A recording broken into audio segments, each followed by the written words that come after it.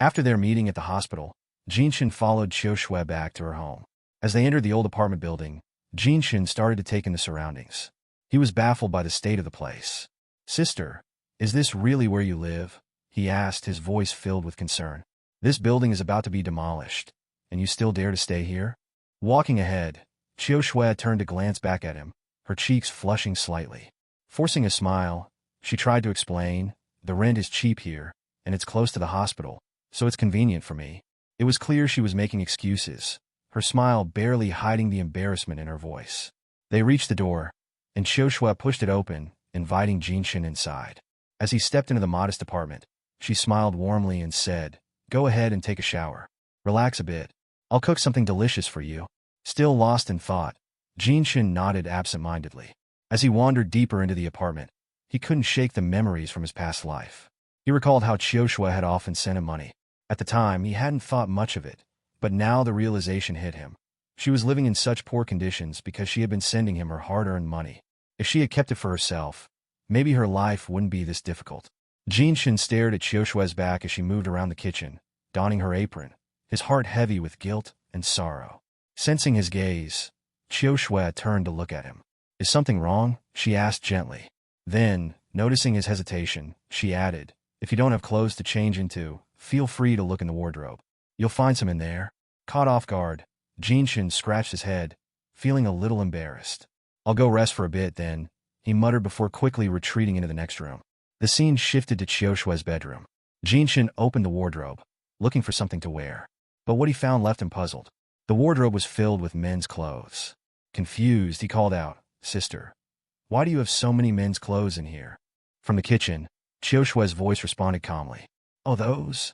She turned her head slightly to see him. "I bought them while I was out shopping. I thought of giving them to you as gifts for the holidays. But since you're here now, why don't you try them on and see if they fit?"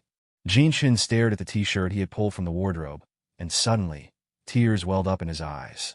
Overcome with emotion, he thought to himself, to have a sister like Qiushui. What more could I ask for? After some time, Jinshin finished freshening up and changed into the new clothes. When he walked into the dining area, Qiushui had already set the table with several dishes. "Come, sit down," she called to him. Jinshin's eyes swept over the food, and he realized they were all his favorite dishes. As he took his seat, Qiushui, holding her phone, casually asked, "Is your university expensive? Do you have enough for your living expenses?" Without waiting for an answer, she added, "I'll get paid in a few days. I'll transfer some money to you then." Jinshin immediately grabbed her hands, shaking his head. "Sister, I don't need any money. I'm already rich." Qiushui blinked in confusion. "Rich? Where would you get money as a college student?" She gave him a skeptical look. "Are you trying to fool me?"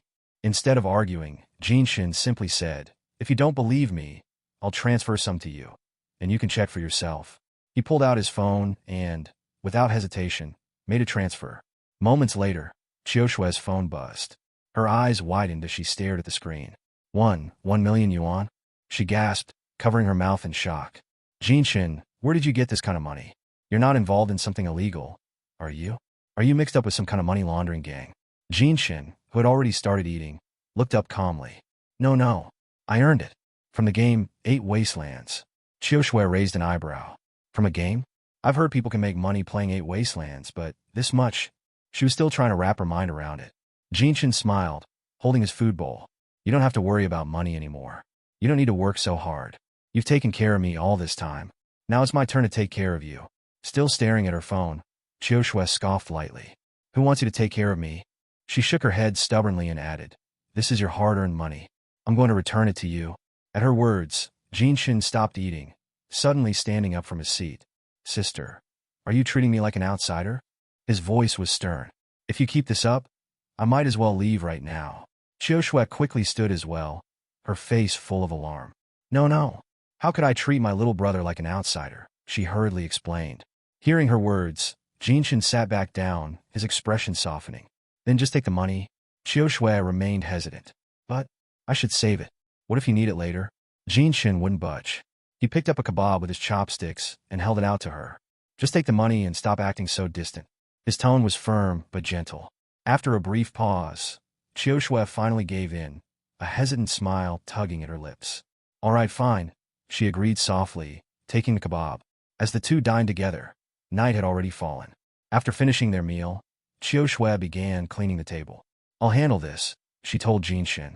"You should head to bed and get some rest." Jinshin had already noticed there was only one bed in the apartment. Curious, and with a mischievous thought lingering in his mind, he asked, "Sister, should we sleep together?" Inside, Jinshin was secretly enjoying the thought of sharing the bed with his cousin, Qiu. Her reaction was immediate. She closed her eyes, cheeks turning a soft shade of pink. "Little rascal," she muttered flustered. "Stop thinking nonsense, and just go sleep on the bed. I'll take the sofa." Jinshin's face turned red at her response, but he pressed on. "No way, sister. Let me sleep on the sofa. I don't mind."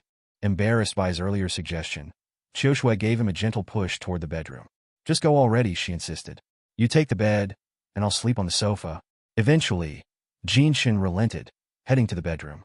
He lay down on the bed, but no matter how much he tossed and turned, sleep wouldn't come. The blanket and pillow still carried Qiu's faint, familiar scent, making it hard for him to relax. After some time, Jinshin couldn't shake the unease growing inside him. He rose from the bed and walked out into the living room, where Qiu was fast asleep on the sofa. "Sister," Jinshin whispered, trying to wake her gently. "I need to tell you something." Qiu stirred, rubbing her eyes groggily. "What is it?" she mumbled, confused. "Why aren't you asleep yet?" Jinshin sat down beside her on the sofa, his expression serious. After a brief pause, he asked, "Sister, will you quit your job?" Qiu blinked in surprise. "Quit my job? What's brought this on all of a sudden?" she asked, baffled by his request. "You're not thinking of taking care of me, are you?" She let out a small, dismissive laugh, shaking her head. "No way." But Jinshin wasn't joking. Clenching his fists slightly, he explained, "Why don't you switch jobs instead? You've been working in the capital, so far away from me. Every time I miss you, you're not there. I keep thinking, what if something happens to you? Just like in my previous life? I wouldn't be able to protect you in time." Qiu fell silent, her mind racing as she listened to Jinshin's words. She couldn't understand why he was suddenly speaking so earnestly, why he seemed so worried. What had gotten into him? His words were vague, filled with a sense of urgency she didn't quite grasp. While she was lost in thought, Jinshin reached out, gently grabbing her hand. "Why don't you switch careers?" he urged. "Come with me into 8 Wastelands. We can be professional gamers together." The scene then shifted to the next day.